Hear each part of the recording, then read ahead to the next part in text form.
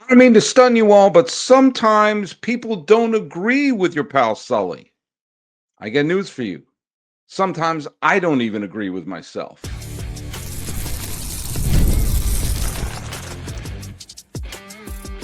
You are Locked On MLB, your daily MLB podcast, part of the Locked On Podcast Network, your team every day. Hello, baseball fans, and welcome to Locked On MLB, part of the Locked On Podcast Network, where it's your team every day. This is the daily podcast. We talk about all of Major League Baseball. I am your host, Paul Francis Sullivan. Please call me Sully. Today's episode is brought to you by FanDuel. Right now, new customers can get $200 in bonus bets when your first $5 bet wins. That is FanDuel.com. Follow us at Locked On MLB Pods on Twitter or whatever they're calling it these days, and on Instagram. Best way to get a hold of me is either through Instagram, where I'm at Sully Baseball Podcast, or really the best way is right here on the YouTube page if you're following us there. And thanks so much for making us your first listen every single day. Now, I mentioned the best way to get a hold of me is to just send me a message via the YouTube comment section, and I'm going to prove that again today. This is going to be an episode where I go over a couple of things, kind of specific things that people have gotten on my case about or disagreed with me about. I've had some spirited back and forths with some people who are great fans who, they disagree with me. And that's one of the things that happens when you do a show like this. Is sometimes I throw out an opinion and not everyone jives with it. Sometimes I throw out an opinion or a take and I turn out to be completely wrong. I was wrong about the Shohei thing that happened last year. I was wrong when I said the Mets should have rebuilt last year when they were in a seller's mode. And so I'm willing to admit when I'm wrong, and I'm also willing to admit when there are, I don't know, for the lack of a better word, more like nuances. If I say something and I do some sort of great, hot take or something like that, and some people may disagree with me. And while sometimes people like to throw Molotov cocktails at me, I'll engage, but I let the record show I'm always doing it in good fun. I've always said that engaging and arguing about things like baseball that's fun. There's so much anger and bitterness in this world, wherever you land on the political landscape or the religious landscape or the social landscape or whatever it is. In baseball, we can have spirited conversations and have some fun about it. Now, I did a podcast back on May 27th where I introduced the summer score, which is where we keep track of how many days teams are in a playoff spot starting at Memorial Day. And we kind of recapped that concept when we did one of our group shows where we talked about the concept of what a team owes its fan base. And I had the mentality that a team doesn't owe its fan base a championship. It owes its fan base an entertaining summer because baseball is a summer entertainment. And you want to go to the park, watch your team play, have a chance to win.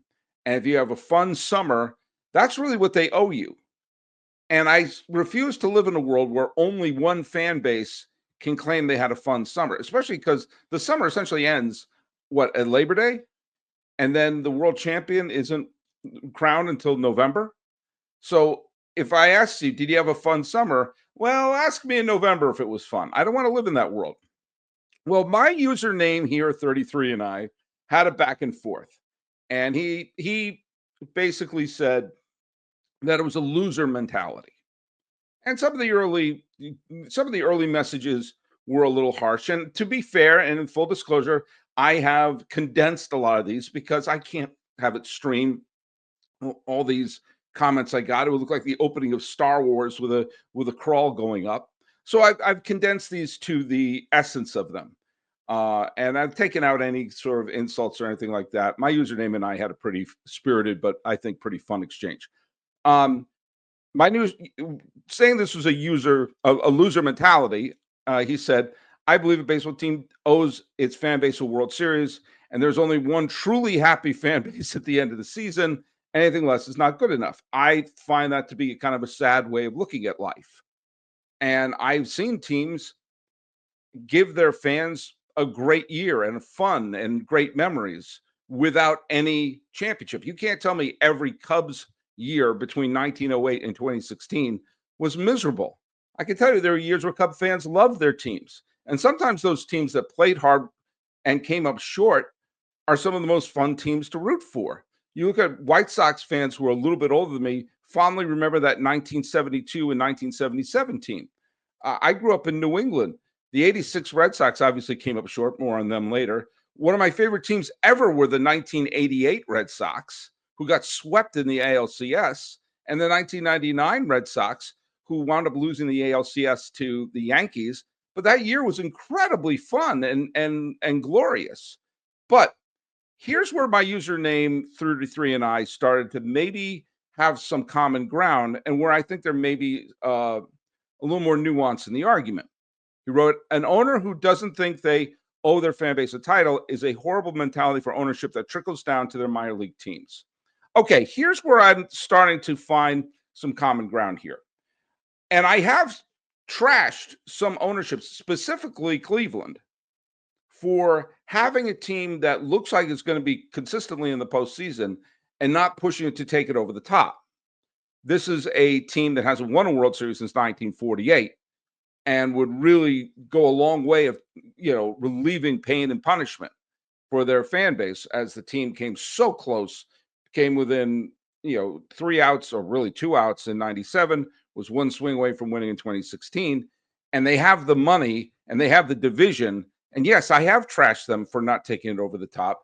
And yes, you do want to have an ownership who wants to win and wants to give them that title.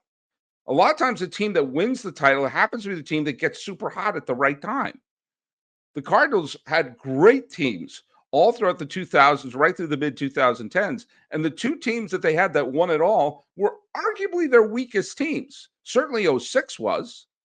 And there's some of those years they were 100-win teams that I guarantee you forgot all about. So there is an element of luck to it.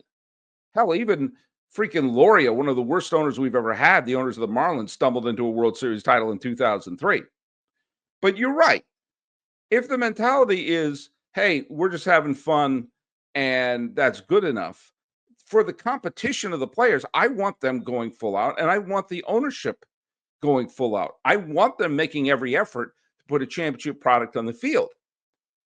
What I'm saying is they don't necessarily owe you a championship, because there are a lot of other factors to it.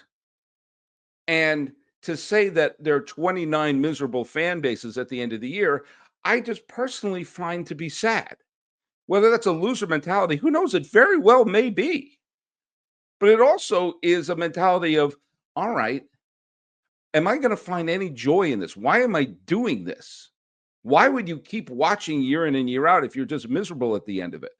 You watch it, and I can tell you this as someone who grew up a big Red Sox fan, you watch it for the hope of that, for the promise that it will eventually happen. And I love it when a fan base finally sees it. Obviously, my team that I grew up with experienced it in 04. All the White Sox fans I know experienced it in 05. I spent so many years in the Bay Area. And when they finally got the Giants to win in 2010, and Ranger fans just a few years ago, Nats fans, teams that had never won a title, having that moment said, I can't believe it finally happened. Yes, that's the greatest feeling of all. But if there's only a binary greatest feeling of all and sorrow, I'm sorry, I just can't live in that world. Maybe it's because I'm 53. A third of my life is over now. And I just can't live in a world where if I'm not experiencing the greatest euphoria of my life, then it's miserable. Is that a loser mentality?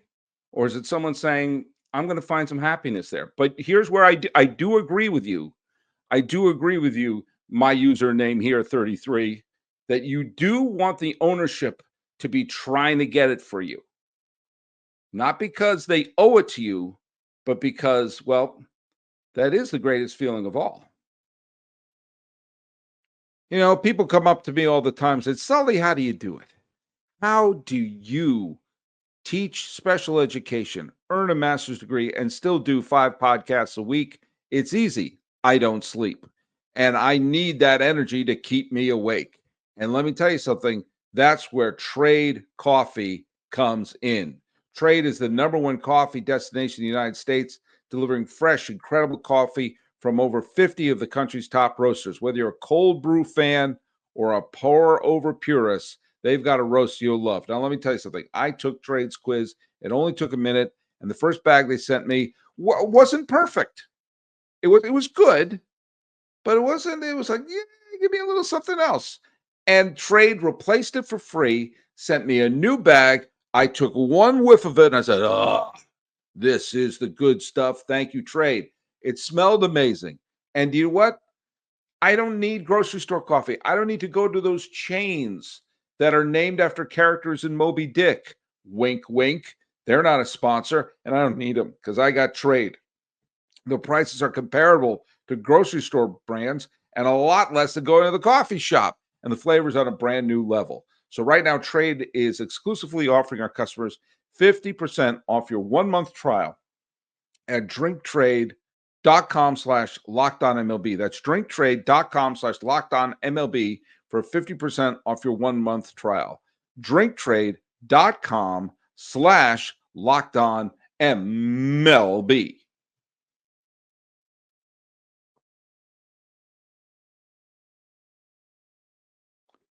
I did another show on, I think it dropped on the 1st of June, and it was the day that the Yankees got the doors blown off the dump when they played in Dodger Stadium. They wound up losing the game. I think the final score was 18-2. And in that game, and that was a series that the first 2 games of that series, Aaron Judge was literally the only Yankee who showed up. He hit 3 home runs in those 2 games, but the Yankees were just overmatched. They blew an early 5-2 lead in the first game, and they got trounced in the second game. And they made dumb plays, including a dumb play that Aaron Judge made, a base running mistake.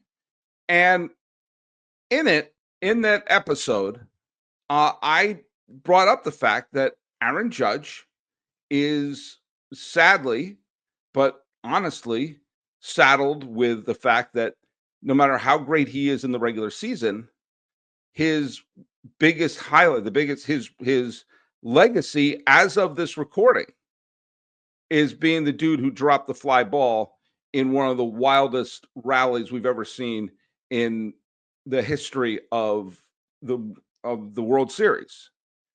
And he's a guy who, let's face it, he has played in 6 division series, and he's slashing 192, 314, 334. He's played in 4 ALCSs. He's slashing 193, 281, and with a 434 slugging. And the first 3 games of the World Series last year, he was dreadful. He's not come up big in the postseason. And his biggest yes, he has 16 postseason home runs. That's true. No getting around that. But he also clank off the glove on a game which he homered, doubled, made a great catch, but clank off the glove. Is that fair? That's his legacy right now. I don't think it's fair. I never thought it was fair, but I brought up a couple other players. Bill Buckner had a tremendous career, and he made that error. And that's what people associate him with. It's not fair at all. He was a borderline Hall of Famer. And if he made the play, they just would have sent the game to the 11th inning. Lonnie Smith, friend of the podcast, who's been a guest on the show, couldn't have been more gracious, was annoyed the fact that his multiple World Series champion, all-star, tremendous player, fantastic postseason performer is remembered for a base running blunder in a scoreless Game 7 of the 1991 World Series. And there are other sports like, Jackie Smith was a Hall of Famer for the NFL, and people remember the fact that he dropped the ball where he was completely open in the Super Bowl, or Chris Webber calling timeout when he had no longer had any timeouts when he was at Michigan. That haunted him all throughout his professional career. It's not fair. And it's also not fair if you're a great player that the shortcomings of the postseason do haunt you, but they do. Clayton Kershaw, you could make an argument, is the greatest Los Angeles Dodger of all time. I'm still giving that title to Sandy Koufax, but the longevity of Kershaw's career and also playing in a much better hitter's era than Koufax did, he is certainly in the conversation for greatest Dodger of all time, certainly top 3. And I can tell you, living here in LA, people trash him for his many postseason failures. He's had a lot of postseason successes as well, but he's come up small in some big series and in some big moments. And there are plenty of Dodger fans who know his greatness, but smack their proverbial forehead when they think about him blowing the games in the postseason. Barry Bonds had a horrible postseason reputation, especially based on his first 3 years in Pittsburgh. He finally let loose on that amazing World Series where he should have won the MVP, even though the Giants lost. Think of John Elway. John Elway, I'm not a big football guy, but John Elway is one of the greatest quarterbacks in the history of football. And before he won those 2 Super Bowls at the end of his career, he was considered to be a choke artist. Until Wilt Chamberlain finally won, he was considered to be, he puts up the great points, but he's not the winner. Think about Alex Rodriguez, the greatest third baseman in the history of the New York Yankees. Don't bring up any other. Don't embarrass yourself by bringing up any other names. Who on his back carried the Yankees to the playoffs in 2005, carried them to the playoffs in 2007. They're missing the playoffs those years without him, and dominated the Twins in his first postseason series with the Yankees in 2004, and was having a phenomenal ALCS when Mariano Rivera was on the mound 3 outs away from sweeping the Yankees into the World Series. When he did come up small at the end of the 2004 playoffs. He did come up small in the 2005 playoffs and in the 2006 playoffs and in the 2007 playoffs. And that's all you heard about from Yankee fans was what a choker he was. Not all of them, but a lot of them booed the hell out of a guy who won 2 MVPs and basically carried him to the World Series title in 2009. It's not fair what someone's reputation is. Now, I had a big back and forth with a guy named Maker 161st, which clearly is a Yankee fan. He'll be remembered for an error, hard disagree of your opinion on the best right-handed hitter of the history of our game legacy is. Okay, I had a big disagreement calling him the best right-handed hitter in the history of our game. Henry Aaron and Willie Mays would have something to say about that. But I will say that he is certainly the best hitter of this decade. And you know what? I've praised him. In fact, here's a clip when Stacy Gotsulias of Locked On Yankees and I did a crossover on what day was that? That was on it was sometime at the end of May. And I'm going to show this is me in an episode praising the hell out of Aaron Judge. Aaron Judge is entering that territory that Mike Trout was in the mid 2010s, which is he's the MVP until proven otherwise. And we all expected his production to go down with Soto, and his production has gone down. If he was a video game character, he is putting together his greatest year ever.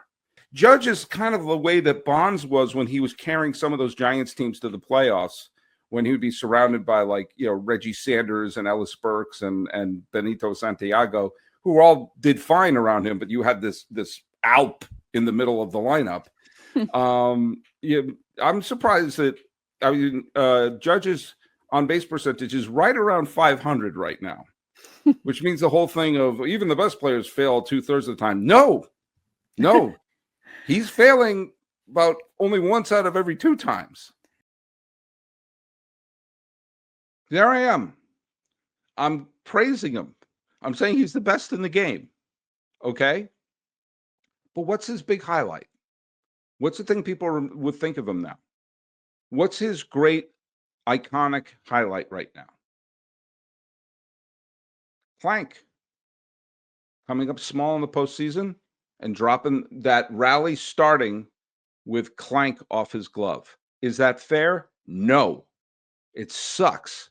It wasn't fair to A-Rod. It wasn't fair to Buckner. It wasn't fair to Wilt Chamberlain. It wasn't fair all those years with John Elway. It's not wasn't fair to Lonnie Smith. But baseball isn't fair. Often isn't. And he knows, you know, we all know that he has to come up big with a World Series title and has to get a big moment in that in order to have that be his great moment. Now, I said something similar about Shohei Ohtani, by the way.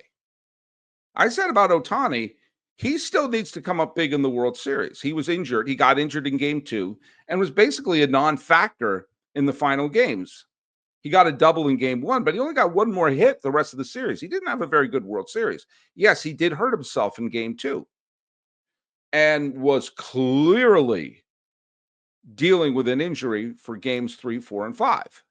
Now, it just so happened that Freddie Freeman and Teoscar Hernandez and Mookie Betts and Tommy Edman, they all picked him up. But Ohtani, for his reputation, he needs to have that big postseason blast as well. It's not fair, but there it is. You know, Dave Winfield had to have the Mr. May tag on him for all those years because the one time he played in the World Series, he came up tiny. And that was the thought process, that he wasn't a big winner. It wasn't until he was part of that Toronto Blue Jays team that won the World Series. That's when things changed for him. Is it fair? No, of course not. But sports isn't supposed to be fair.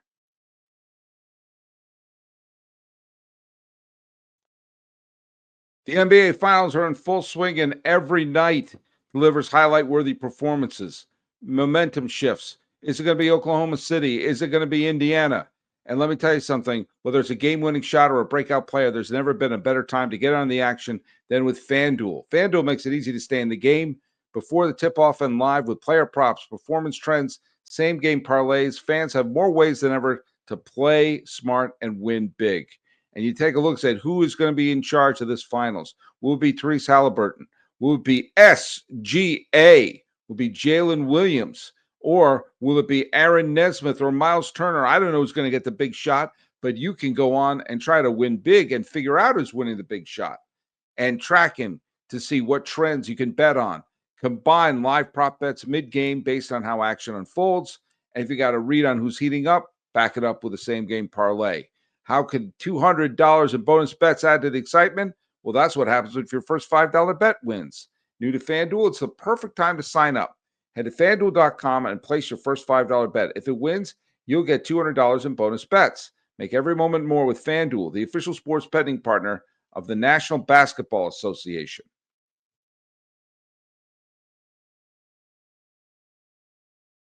I'm going to go over one more viewer. This is from an Everyday Sully listener here. Scott Horsemeyer, who is a big Cincinnati fan, has brought up the fact that I have said that of the many things I hate about the Sacramento A's situation is that they're sharing a team with the Rivercats. I got my Rivercat game cup right here that I got from when I went to a Rivercats game in the 2024 season. And I said that the Rivercats should they should not have a minor league team sharing the stadium with the A's. And I said there's a very easy solution.